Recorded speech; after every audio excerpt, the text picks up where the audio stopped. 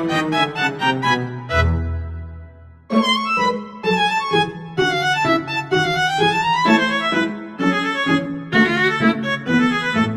my name is Harry. This is our group project for business, and we're going to be talking about Unilever, and these are my group mates. Hi, my name is Haidam. You can call me Danny, and I'm going to talk about type of organizations of Unilever.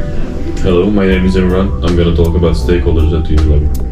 Hi, my name is Fatima, and I'm going to talk about business ethics and CSR for Unilever. And I'm going to be talking about forms of business, the business aim, and objectives of the company. Unilever is a public limited company operating in the fast-moving consumer goods sector and is recognized as one of the biggest multinational corporations in the world. The company operates in over 200 countries, and its shares are traded publicly on major stock exchanges such as the London Stock Exchange and the Euronext Amsterdam. As a public limited company, Unilever is owned by a wide range of shareholders who invest in its equity, providing the capital required to maintain its large-scale global operations. This form of business was chosen because it allows the company to raise substantial amounts of capital to fund its expansion, innovation, and acquisitions. It also provides financial flexibility and access to a wide investor base, which supports Unilever's strategic objectives of growth and diversification.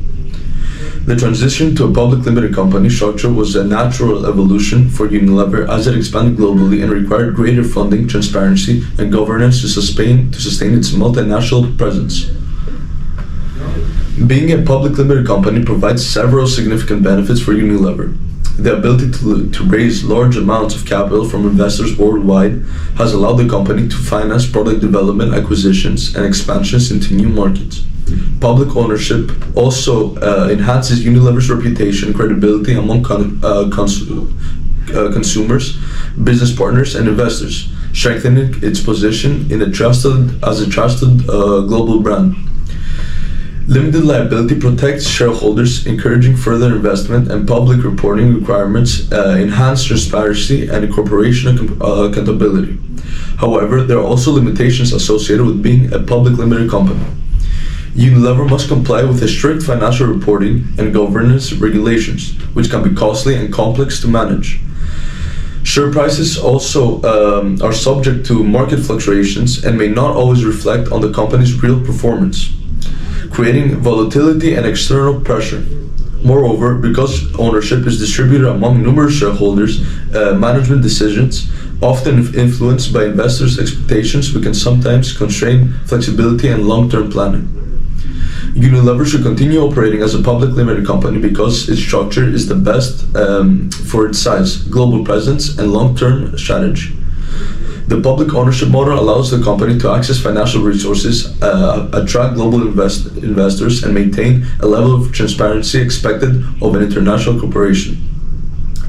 Through its PLC structure, Unilever has been able to fund sustainability initiatives, drive innovation, and invest into future growth areas as outlined in its Compass strategy and sustainability living plan.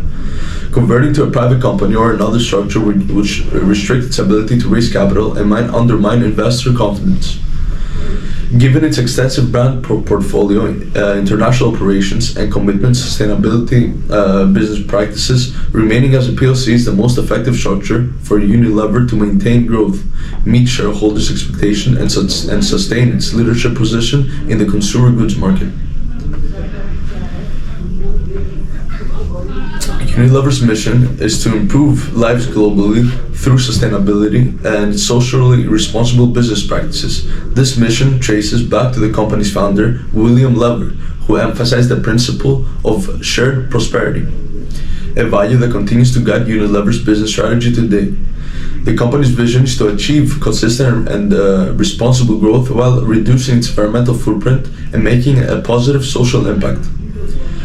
Unilever aims and objectives are centered on innovation, sustainability, and long-term profitability. The company aims to deliver consistent growth by developing products that meet consumer goods while ensuring that its operations remain environmentally and socially sustainable. The Unilever Sustainable Living Plan and the Unilever Compass embody these objectives, focusing on reducing environmental impact, enhancing social welfare, and creating long-term value for all stakeholders. The company's approach demonstrates its belief that sustainable and ethical business practices lead to superior financial performance and stronger stakeholder relationships. Unilever has shown progress toward achieving its mission, vision, aims, and objectives. Financially, the company's performance has improved notably, with operations profit rising from 5.5 billion to 5.9 billion.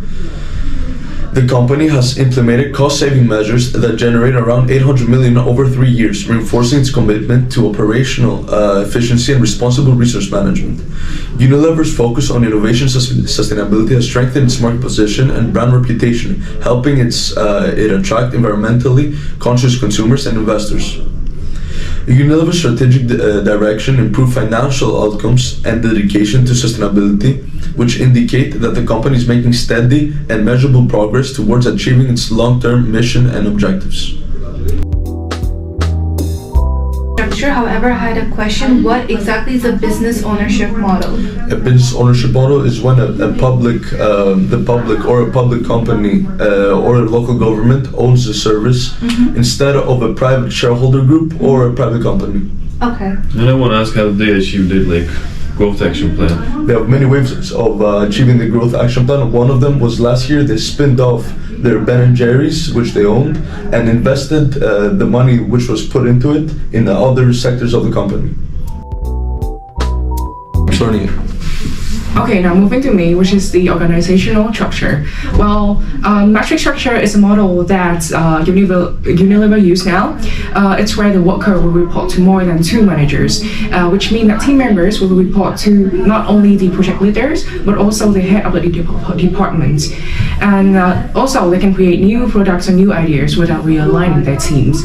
In this case, Unilever is a multinational company with different subsidiary companies under, and this will help each company to create their own idea and making decisions separately without affecting other brands or products and services as well, but still aligning to the Unilever overall objective and strategy. Actually, Unilever has already had a change in the organizational structure in the past. Unilever used to operate with geographic functional structure. This means that the organization used to operate separately between each region, like Asia, Europe, or Americans, and blah blah blah. They can make their own decisions and marketing strategies suit to the local market without without the authority that they give up from the higher department. So, however, because Unilever is a multinational company, as we all know, which makes it easier for the business to turn to mastery, while geographic functional structure allows brands to make their own decisions and marketing strategy to suit their local market, which causing more duplication work and slow decision making. Matrix can still allow brands to decide on their own, however, with the same guideline from the head business. It will help brands to have clearer objectives, results, and faster decision making. So, there is some information that we can get from this. First of all, is how they can achieve the objective and better management. As we all know, Unilever was once using geographic functional structure and now turning to Matrix. With Matrix, it will help Unilever headquarter managers to have higher authority to delegating tasks and supervising subsidiary companies. As a result of this, the company can ensure each small company will still follow the headquarter objective.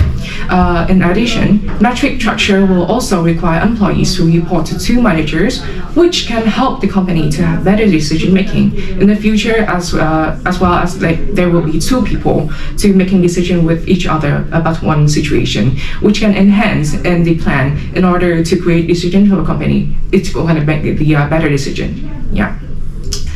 But there are still some challenges if they choose the matrix structure. With this kind of structure, communication will be the biggest challenge. As we all know that Unilever will have multi-managers that require employees to report to, especially they will have a lot of different subsidiary companies under them. And for that reason, the chain of communication in the business will be extra long, which will take time to decisions and time for message to travel around the business from the lowest to the highest authority. In addition, Unilever might need to provide good training for the employees to have the good communication skill due to the fact that they will have to work with numerous managers, which will increase the expenses for them. Okay, so you mentioned the matrix structure. Is it a good fit, and what is one change that? I would say it's a good fit, but it's not good enough. As we all know that with a matrix structure, it requires good communication skill between people. However, it's still allow each region to make their own decisions when we needed it. With matrix, they need to report to different managers, which will cause them slow in the decision making. And when it turns to geography, which is their old structure, each subsidiary companies can have their own or separately operations. So I believe that if they combine between matrix and geography, they can help the company to solve the problem of long chain of command. I think, Danny, that is a great way to put it, and maybe that how you have emphasized that decision making and organizational structure, they both co-align with each other. So moving on to my task, which is CSR. CSR defines as corporate social responsibility, which essentially is one of the objectives which public and private limited companies look at. So this is specifically what Unilever focuses a lot on, because not only is the profit maximization as one of their primary objectives, but as well as CSR. This is due to the fact that some businesses impact, such as Unilever, they impact the local community since they're very on a larger scale. It's an MNC, a multinational company, so they impact local communities, the internal stakeholders and the external stakeholders. So CSR is one of their primary objectives. Now, moving on to my first question, which is discuss the company's form of business and what exactly influenced their choice of firm, and whether this company, which is Unilever, they have different forms of business. So, first of all, to define, as Harry said earlier, that Unilever is a public limited company, and it's a very fast-moving consumer company. So it's recognized as one of the largest multinational companies, as I said earlier, and the company operates in over 200 countries. It shares its trades publicly, since it's a public limited company. It issues its shares especially in London Stock Exchange and Euronext Amsterdam. So as a public limited company, Unilever is owned by a wide range of shareholders, and it's operated on a very large scale. So to answer the question of what kind of firm it is, it's a very large scale firm, and it has a lot of capital to fund its expansion, because when you talk about a really large company, you also need to mention about how it funds its capital. So with that being said, it funds its capital innovation and acquisitions such as Ben & Jerry's and Magnum, which are one of the two popular products that Unilever has launched recently. And their strategic growth, which answers the questions of why they changed some of the firms within the business, is because they wanted to also focus on growth and diversification while keeping CSR in their aligned with their goals. Now, with that being said, when you have CSR being implemented such as how Unilever has implemented it, they also have key benefits and limitations in form of the business. So being a public limited company, there's significant benefits for Unilever. So as I said earlier, that they generate their capital from different investors, acquisitions and mergers. So they need to focus on CSR for a better brand image and to ensure that no pressure groups are giving them a negative feedback. So Unilever's reputation and credibility is all reliant on how consumers react back to their way of production and their way of advertisement.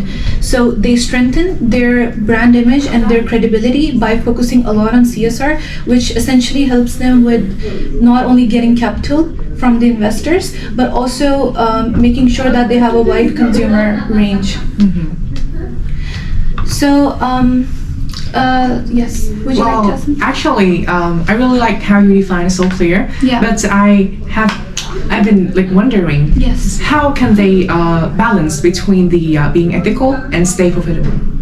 Right. So Unilever, since it's a multinational company, it needs to make sure that not only it expands, which means they have to focus on profit maximization and getting enough economies of scale, but they also have to focus on CSR, which essentially you meant how they're trying to stay ethical. So they make sure to do that by, for example, they launched recently a reduced plastic packaging program where they decided to reduce the amount of plastic that they're using within their products. So this essentially helped them to stay ethical, environment friendly. So their main motive behind it was to be eco-friendly, and they also this also encouraged the need to this also for example encouraged the consumers that focused more on environment friendly products to buy their products more. So that's how they're balancing both profit maximization and producing like an ethical producer. I like that. Right. So with that being said, another really good question was that if the company should continue with its current form of business, so that since it's operating as a public limited company, it supports its current size because it's a very large company and it's expanding on the daily with the new products being launched and the global presence. It's best that they stay with their public ownership model, like Harry and you had explained it much better in your tasks. Also, through their PLC structure, they're able to fund sustainability initiatives, drive innovation, and invest in future growth. So they also launched a sustainable living plan where they were able to raise capital, and this also helped to not undermine the investor confidence as well, because they were able to give data like extensive brand portfolio, the effective structure for the Unilever, and what new objectives they were going to do. So far, Unilever, the trend that we have noticed is that they are focusing more on the public ownership structure, which benefits them both extensively. Lastly, the company's mission, vision, and aims and objectives, they are very important because since for Unilever, it all relies on their reputation. They have always implemented a mission that improves the lives globally through sustainable and socially responsible business practices, and this can be found back to when I researched William Lever, who emphasized the principle of shared prosperity, a value that continues to guide Unilever's business growth. So they really value business growth along with shared prosperity, and they really focused on what William Lever specifically mentioned here. And their vision is to achieve consistent and responsible growth, as well as like their environmental footprint to make a positive social impact. So with that being said, I would like to also share some statistical figures that I figured out, which were like they rose their profit from 5.5 billion to 5.9 billion in the recent years, and they also were able to expand to 800 million via their Unilever's Growth Action Plan, which was heavily CSR implemented. I'm gonna talk about Unilever stakeholders, and now I'm gonna identify them. Unilever stakeholders include governments, non-governmental organizations, employees, customers, suppliers, shareholders, and local communities. Capital investments are made by shareholders who hope to profit from them. When consumers purchase, XPFA contracts, employees depend on the company for compensation and opportunity for advancement. Governments and regulators are primarily concerned with taxes and compliance. NGOs and local community place high value on sustainability, ethics, and transparency. So I had a question regarding your stakeholder approach. In what ways can Unilever strengthen trust and collaboration with local communities and NGOs to enhance its sustainability and reputation? Unilever can build trust with communities and NGOs by collaborating local sustainability. Projects, supports, and social developments, and it's about its progress and challenges. Actually, that's it. That makes sense. Yeah. Now I'm gonna talk about the two stakeholder groups, the more important ones actually. Customer and shareholders are Unilever's two most significant stakeholder groups. Customer desire safe, high-quality products, as well as sustainable, ethical, and cost-effective consumption. Shareholders want long-term stability, brand value growth, and regular dividend and profit payments. Now I'm going to discuss the interests of each stakeholders. Understanding and responding to its customers is a top priority for Unilever. For example, it promotes how it monitors and responds to customer product reviews through its digital voice of the consumer. Using online input to enhance product sustainability, quality, packaging, and delivery. In addition, according to Unilever's engaging with stakeholders page, the firm collaborates closely with customers and other stakeholders to fulfill its mission and develop trust by honesty and openness. Unilever, meanwhile, has a transparent procedure for interacting with and informing shareholders in order to provide statements, presentations, and reports on its investors' webpage. For shareholders who would like to reinvest, Unilever, the corporation also provides a dividend history and a dividend replacement plan. Now I'm going to analyze the stakeholder conflict interest of the company. An important stakeholder issue occurred in 2021 and 2022 when Unilever's activist brand Ben & Jerry attempted to stop selling ice cream in Israel. Occupied its territories despite favoring ethical and activist stakeholders. This decision caused issues with governments, franchise and shareholders who were concerned about potential financial losses and legal maintain business continuity and shareholders' legal interests while attempting to uphold Ben & Jerry's principles. I'm going to talk about Unilever's approach. These days, Unilever primarily uses a stakeholder approach. It's a long-term stage places, a high priority on social value, ethical sourcing, and environmental responsibility as evidenced by its global sustainability commitments. Despite the importance of shareholders, Unilever constantly prioritizes long-term stakeholder value over short-term profit, maximization demonstrating a stakeholder-focused philosophy. That's the thing. So that concludes our project for business, and I hope you like our research on Unilever. Thank you for watching.